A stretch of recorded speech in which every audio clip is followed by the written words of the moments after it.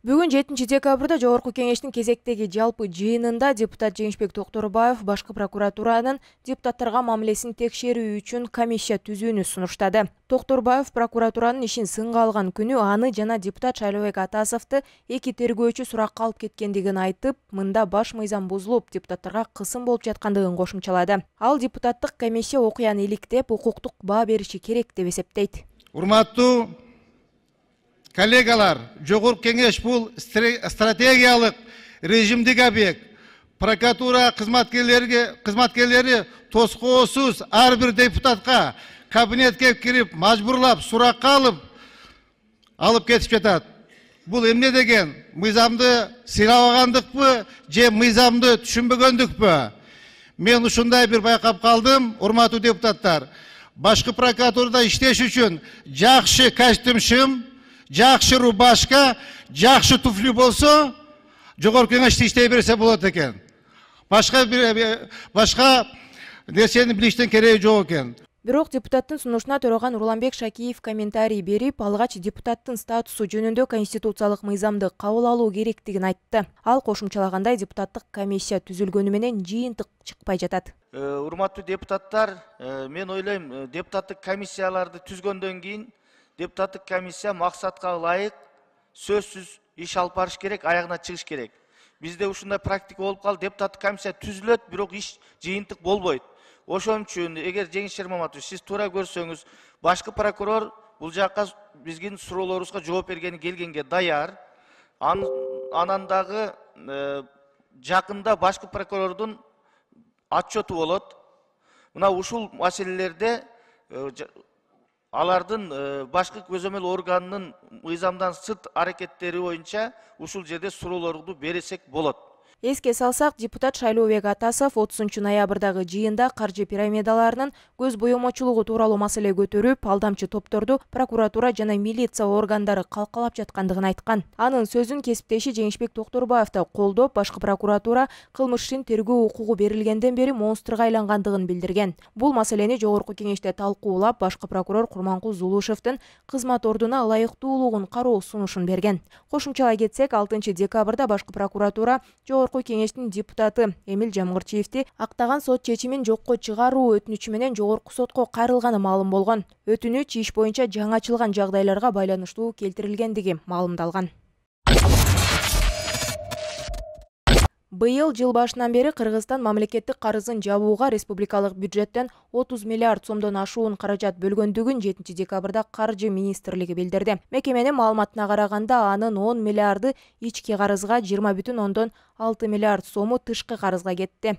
Бүгүнкү күндө Кыргызстандын мамлекеттик карызынын жалпы суммасы 434,4 миллиард сомду түзүүдө. Доллар менен эсептегенде бул 5,2 миллион доллар. Тышкы карыздын 42,2% же акчалай эсептегенде 1,8 миллиард доллары Кытайдын экспорттук импорттук банкынан алынган.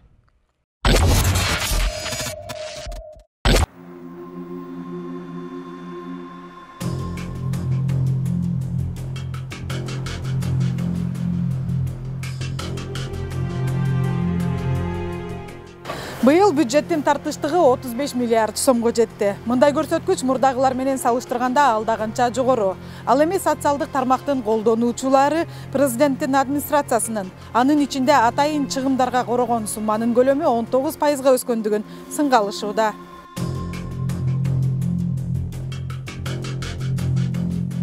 Акыркы учурда мындай сындар президенттин администрациясына байма-бай айтылууда. Ал эми бул чыгымдар тууралуу администрациянын кызматкерлери мындайча жооп берди. 2021 жылы мамлекеттик бийлик органдарынын түзүмүн кайра түзүүнүн алкагында Кыргыз Республикасынын президенттин аппараты менен өкмөттүн аппараты бирдиктүү түзүм болуп, Кыргыз Республикасынын өкмөтүнүн аппаратына бириктирилген. Бирдиктүү түзүмдүн иш жүзүндө чыгашасы 430,7 миллион сомду түздү.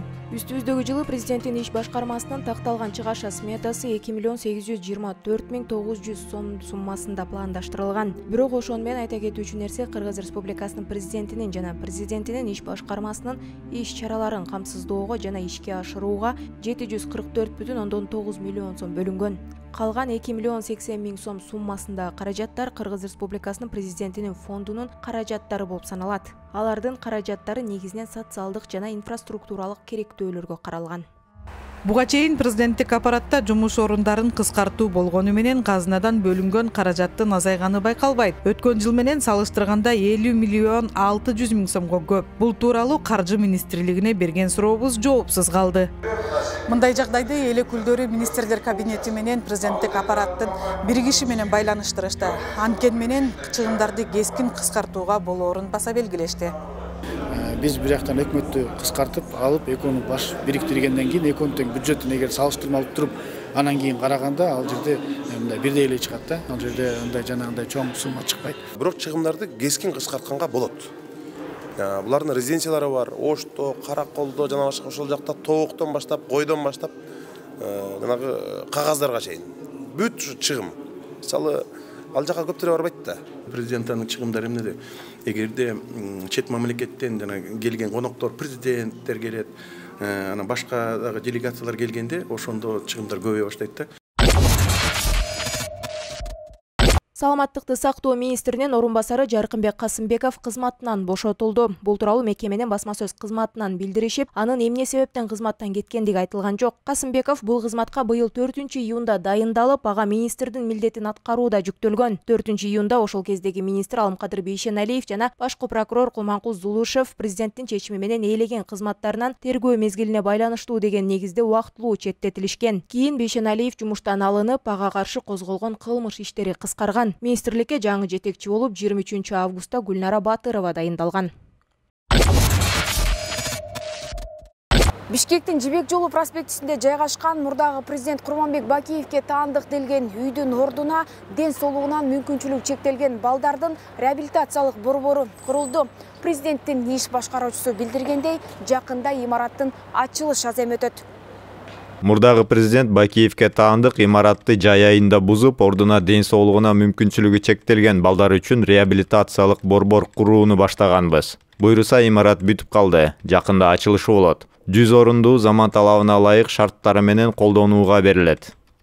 Жогорку кеңештин депутаты Марлен Маматалиев аталган борбор эмгек, социалдык коргоо жана миграция же саламаттык сактоо министрлигинин карамагына өтүшү керектигин белгиледи. Эми бул биздин ошол соцзащита министрлигине же болбосо Минздрав министрлигине өтүш керек. Негизичи мындай өтө турган болсо, мен ойлойм ал кишилер деле буга каршы келбесе керек. Анткени бул жалпы Кыргызстанга, ошол мындайча айтканда нуждающийлерге өтө керектүүлөргө гана жумшала турган объектилерин куруп бүтүштү. Эл өкүлү Жанар Акаев башка өлкөлөрдө жемкорлукка айыпталган чиновниктердин мамлекетке өткөн мүлктөрү кандай пайдаланыла турганын мисал келтирди. Бизде биздин элге бир түстүү бир имарат, 2-3 кабаттуу имарат куруп койсоң, ошону чоң реформа өлкөдөгү өзгөрүү деп түшүнүшөт экенин мен азыр мындай социалдык тармактардан көрүп атам да.